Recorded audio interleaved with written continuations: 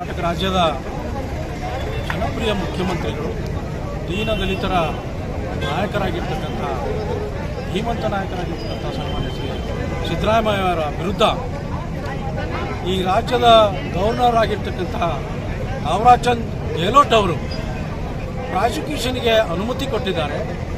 ಇದು ಸಂವಿಧಾನದ ವಿರೋಧಿ, ಪ್ರಜಾಪ್ರಭುತ್ವದ ಒಂದು ಗೋಲೆ ಅಂತ ನಾನು ಭಾವಿಸ್ತೇನೆ.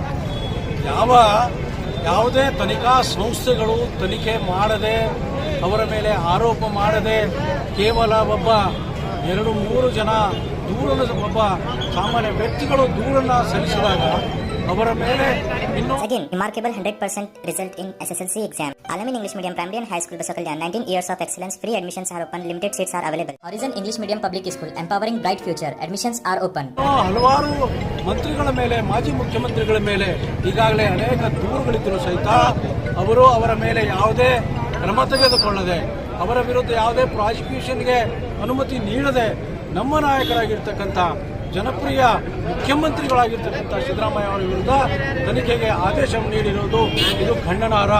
ಇದು ಬಸವಕಲ್ಯಾಣ ಬ್ಲಾಕ್ ಕಾಂಗ್ರೆಸ್ ವತಿಯಿಂದ ನಾವು ಖಂಡನೆ ಮಾಡ್ತೇವೆ. ಇದು ಪ್ರಜಾಪ್ರಭುತ್ವದ ನೀತಿಯ ವಿರೋಧ, ಭಾರತದ ಸಂವಿಧಾನದ ವಿರೋಧಿಯಾಗಿದೆ. ಯಾವುದೇ ತನಿಖೆ ಸಂಸ್ಥೆಗಳು ತನಿಖೆಯನ್ನು ಮಾಡಿ Global English Medium Public School, admissions are open. Madina English Medium Public School with Hifzul Quran, admissions are open. ಗವರ್ನರ್ಗೆ ವಿನಂತಿ ಮಾಡಿಕೊಂಡಾಗ ಅದು ನಾವು ಹಿಂದಿನ ಪ್ರಕರಣದಲ್ಲಿ ನಾವು ಕೇಳಿದ್ದೇವೆ. ಮಾಜಿ ಮುಖ್ಯಮಂತ್ರಿಗಳಾಗಿರ್ತಕ್ಕಂಥ ಯಡಿಯೂರಪ್ಪನವರ ಪ್ರಕರಣದಲ್ಲಿ ಅದು ಬೇರೆ ತನಿಖೆ ಸಂಸ್ಥೆ, ಲೋಕಾಯುಕ್ತ ತನಿಖೆ ಸಂಸ್ಥೆ ಅವರ ಮೇಲೆ ದೋಷಾರೋಪಣಾ ಪಟ್ಟಿ ಸಲ್ಲಿಸಿತ್ತು. ಅದಕ್ಕಾಗಿ ಅವರು ಪ್ರಾಸಿಕ್ಯೂಷನ್ ಕೊಟ್ಟಿದ್ದರು ಅಂದಿನ ರಾಜ್ಯಪಾಲರು. ಆದರೆ ಈಗ ಕೇವಲ ಸಾಮಾಜಿಕ ಕಾರ್ಯಕರ್ತ ಅಂತ ಹೇಳಿ ರಾಜ್ಯಪಾಲರಿಗೆ ದೂರು ಸಲ್ಲಿಸಿದಾಗ ಕೇವಲ ತರಾತುರಿಯಲ್ಲಿ ನಮ್ಮ ನಾಯಕರಾಗಿರ್ತಕ್ಕಂಥ ಸಿದ್ದರಾಮಯ್ಯ ಅವರ ವಿರುದ್ಧ ಪ್ರಾಸಿಕ್ಯೂಷನ್ಗೆ ಅನುಮತಿ ನೀಡಿದ್ದು ಇದು ಬಹಳ ದೂರದೃಷ್ಟಕರ.